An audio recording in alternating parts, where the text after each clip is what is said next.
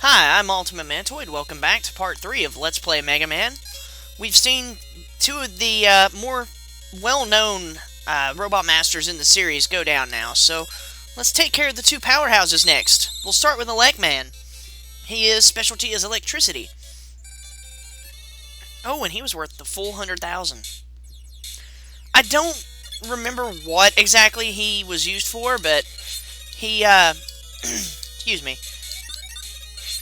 I think it was a nuclear reactor robot or something, or a power reactor, electric reactor robot of some sorts. His weakness is the rolling cutter. However, I'm going to make an attempt at not using his weakness on him, at least 1 to 2 tries. There is a neat little trick that you can use to keep him from doing much of anything at all, but it's highly risky and you have to have almost exact timing, so over a somewhat lengthy duration.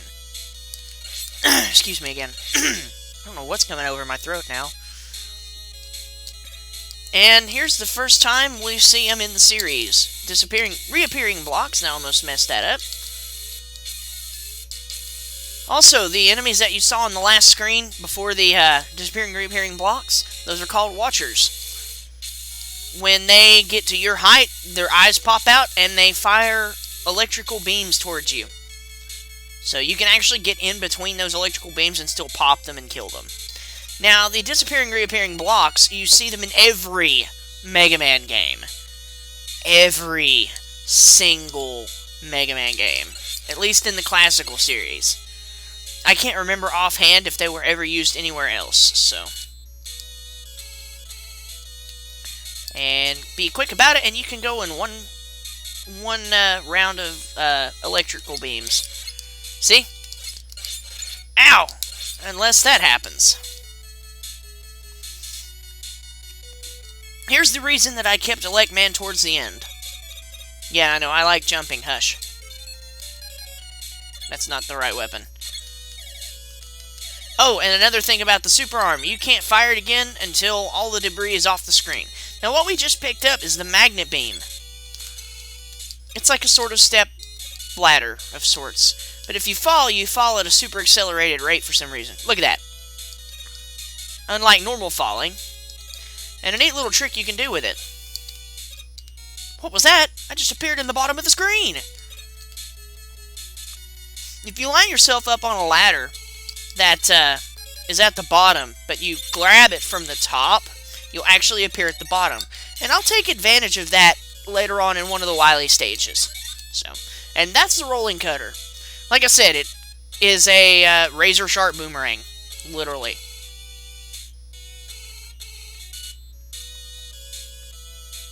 And we wait for that flea to fall to his death.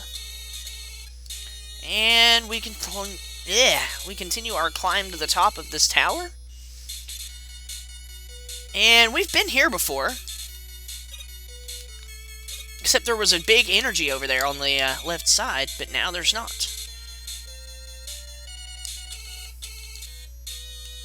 Let's go ahead and switch back to the Mega Buster. Excuse me. Ow. Get away! No, no, no, no. Okay, if I can do this right, I won't need to get hit. But for all intents and purposes, we're gonna probably die here. The trick is, when Elec Man attacks you, he's extremely fast, and his Thunder Beam hits you for ridiculous amounts of damage. I believe he actually takes off 10 points of damage to your bar, which is over a third of your health. So, you have 28 points of health. He will run towards you, lift his arms like he's going to throw the Thunder Beam, and then when he goes to throw it, he lifts his arms, you fire. He staggers backwards. Step 1. Make sure you're facing the right when you climb the ladder and you enter his screen. And here we go.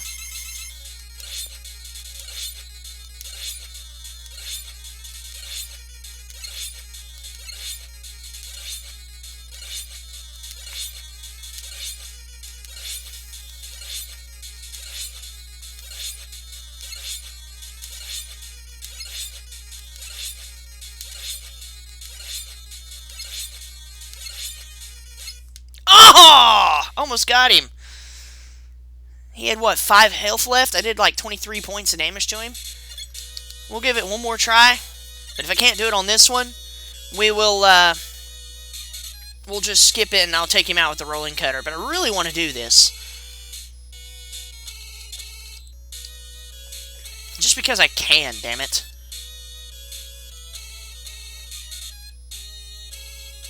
Those laser traps, those electricity traps are annoying. Okay, we're facing the right. Let's do this again. And I know I was being quiet, but I have to keep my timing, or I get killed, so.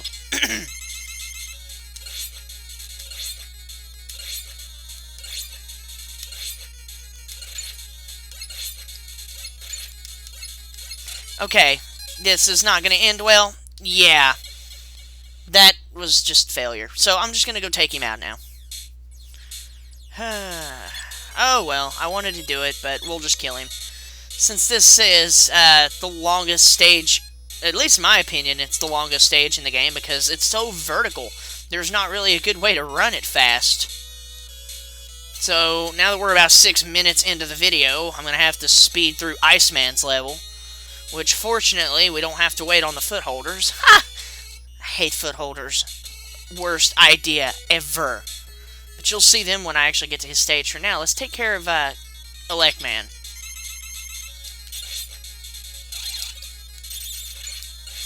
And he physically won't do a lot of damage to you. It's his Thunder Beam is what hits so hard. See, he did little damage to me with physical contact. And my finger just popped too. I'm like popping all over in this LP.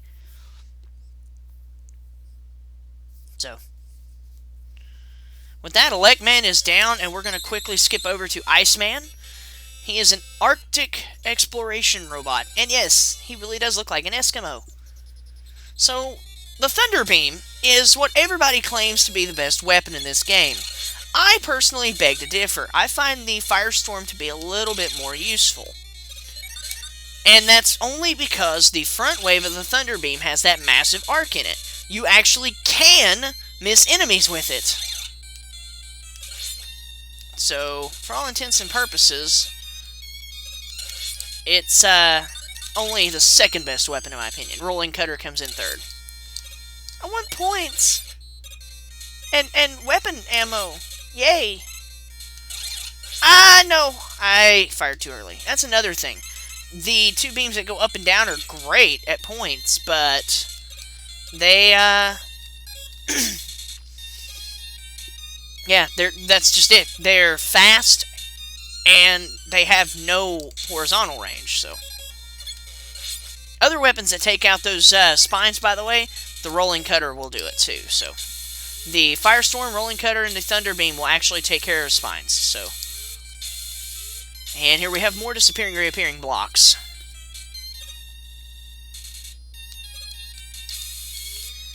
And that spine below is a rather problematic little spine. And you know what? We're just going to skip all this. I don't want to wait. I don't have time to wait. Oh, I made it! Alright, Footholder! Worst idea ever. Skip them. Don't bother riding on them. Just skip them.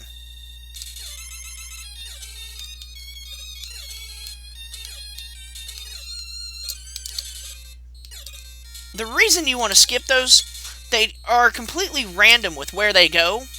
Hey, I got a 1-up out of it. Finally got that 1-up. I've very rarely gotten that 1-up, so it's kind of like, yay. But, the footholders, they just kind of go at random. Oh, and right over Big Eye. We're not even going to fool with you. We're about 9 minutes and 20 seconds in, I believe. You know what? I'm going to show you how to do this. As soon as you kill one, fire again. Actually, just wait a little bit. The footholders are annoying. They just kind of fly around, fire. They can get you killed, and they will get you killed. Iceman! He gives you the Ice Slasher, and it will hit you for 10 points of damage as well. And I'll prove it. Watch. And Iceman goes down. In fact, I decided to get hit by it a second time. We just hit 10 minutes, so...